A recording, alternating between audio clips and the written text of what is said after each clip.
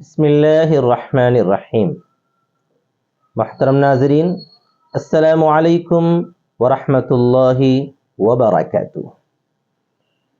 الحمدللہ، جیسا کہ یہ سلسلہ ہم نے شروع کیا ہے کہ روزے کے مسائل کے عنوان سے قسط وار حروف تہجی کے اعتبار سے روزانہ مختصر وقت میں 5 سے 7 منٹ کے اندر اندر روزے کے کچھ اہم مسائل آپ حضرات کی خدمت میں ذکر کیے جائیں گے۔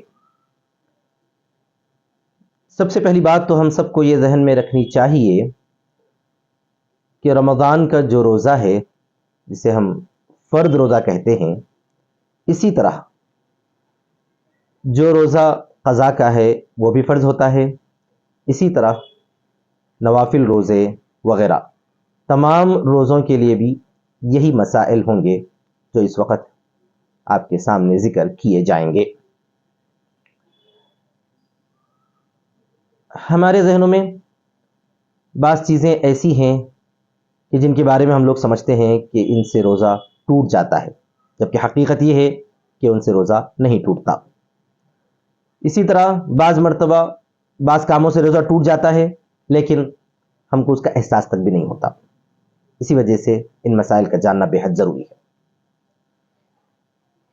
محترم ناظرین، روزے میں جن چیزوں سے روزہ ٹوٹتا ہے بنیادی طور پر وہ یہ ہے کہ عمدن کوئی آدمی روزے دار کچھ کھا لے۔ عمدن کا مطلب جان بوجھ کر، اسے روزہ یاد بھی ہے اس کے باوجود کچھ کھا لے یا کچھ پی لے۔ اسی طرح اپنی بیوی سے ہم بستری کر لے تو اس کا روزہ ٹوٹ جاتا ہے، اور ساتھ ہی ساتھ روزے کی قضا بھی لازم ہوتی ہے اور روزے کا کفارہ بھی لازم ہوتا ہے۔ کفارے کا مطلب یہ ہوتا ہے کہ کوئی آدمی جو روزے کا کفارہ ادا کرے، اس کی ذمہ داری ہے کہ وہ مسلسل 2 مہینوں کے روزے رکھے اور بیچ میں ایک دن کا بھی ناغا نہ کرے یا وقفہ نہ کرے۔ یہ کہتے ہیں روزے کا کفارہ۔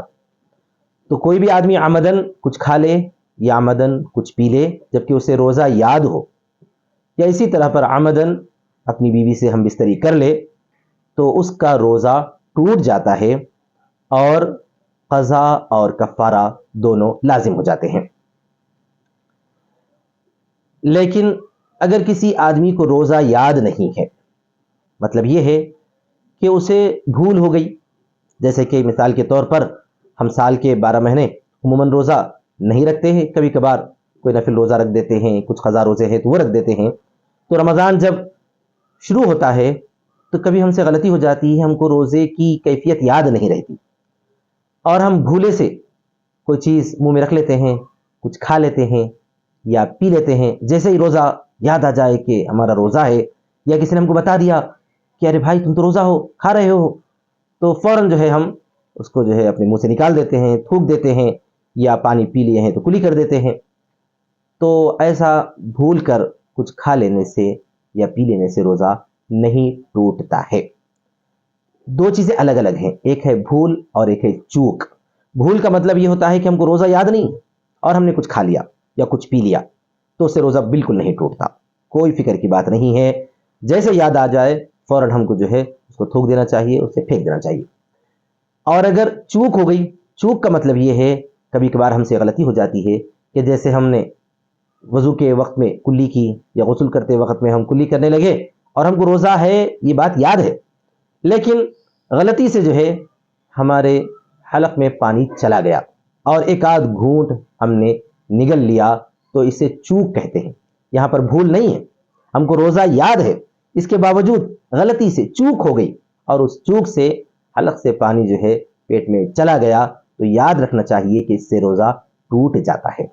لیکن فقہا نے ایسے چوک کے موقع پر جو روزہ ٹوٹ جاتا ہے اس کے بارے میں کہا ہے کہ اس سے صرف قضا فرض ہوتی ہے، کفارہ لازم نہیں ہوتا۔ اگر کسی آدمی سے اس طرح چوک سے روزہ ٹوٹ گیا ہے تو اس کی ذمہ داری ہے کہ وہ بقیہ وقت بھی افطار تک کا وقت اسی حالت میں گزارے، کچھ کھائے پیے نہیں، اسی حالت میں گزارے لیکن بعد میں اس روزے کی قضا کر لے. یہ جو ہے اس آدمی کا حکم ہے جس کو چوک سے روزہ ٹوٹ جاتا ہے.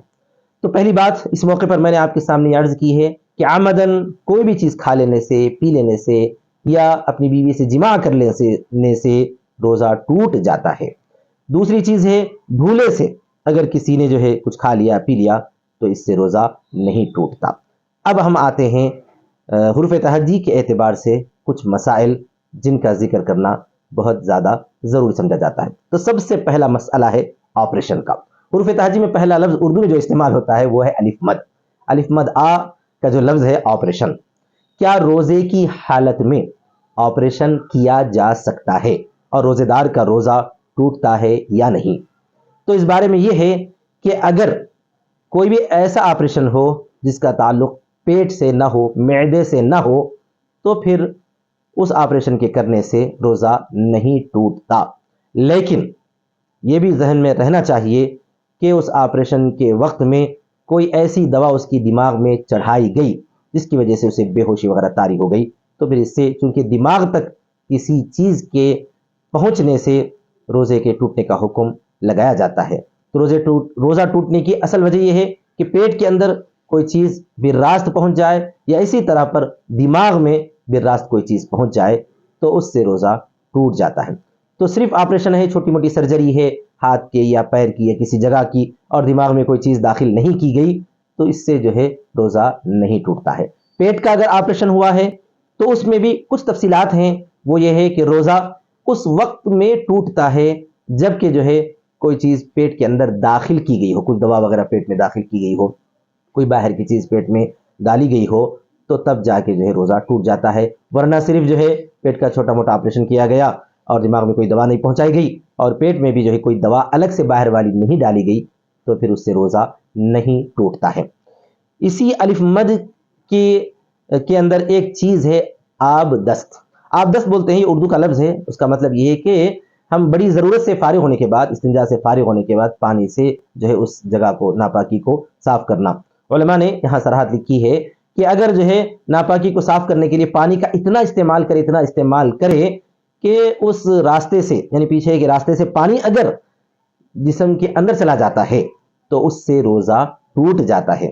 اسی میں جو ہے پچنا جو ہے پیچھے کے راستے سے کچھ دوا وغیرہ پیٹ میں ڈالا جانا، جیسا کہ جو ہے کچھ امراض کے لیے پیٹ کی صفائی کرنے کے لیے پیچھے کے راستے سے کچھ دوا وغیرہ پیٹ میں ڈالی جاتی ہے، پیچھے کے راستے سے پہنچائی جاتی ہے تو اس سے روزہ ٹوٹ جاتا ہے. اور جو سونولوجسٹ ڈاکٹرز ہیں وہ کبھی کبھار جو ہے ٹیسٹ وغیرہ کرنے کے لیے کچھ ایسے آلے پیچھے کے راہ سے جو ہے پیٹ کے اندر داخل کرتے ہیں. اس کے بہت سارے مسائل میرے سامنے آئے ہیں تو اس کی وضاحت بھی ضروری ہے کہ اگر اس آلے پر کچھ دوا وغیرہ لکوڈ لگائی گئی ہے اور وہ پیچھے کے راہ سے جو ہے پیٹ کے اندر داخل کی گئی ہے تو اس سے روزہ ٹوٹ جاتا ہے. اگر کوئی لکوڈ نہیں لگائی گئی، کوئی آلہ ہی ہے جس کو جو ہے تھوڑا سا پیٹ کے اندر ہلکا سا ڈالا گیا، جو ہے پیچھے کے راستے سے تھوڑا ڈالا گیا اور نکالا گیا تو اس سے روزہ نہیں ٹوٹتا ہے. تو آج کے اس مختصر سے وقت میں جو ہے 2-3 مسائل آپ کے سامنے پیش کیے گئے ہیں. دعا ہے کہ اللہ تبارک و تعالی روزے کے مسائل کو اچھی طریقے سے ہم سب کو سمجھنے کی توفیق عطا فرمائے اور روزوں کو اس کے تقاضے کے مطابق رکھنے کی ہم سب کو توفیق عطا فرمائے. وآخر دعوانا ان الحمد للہ رب العالمین. والسلام علیکم ورحمۃ اللہ وبرکاتہ.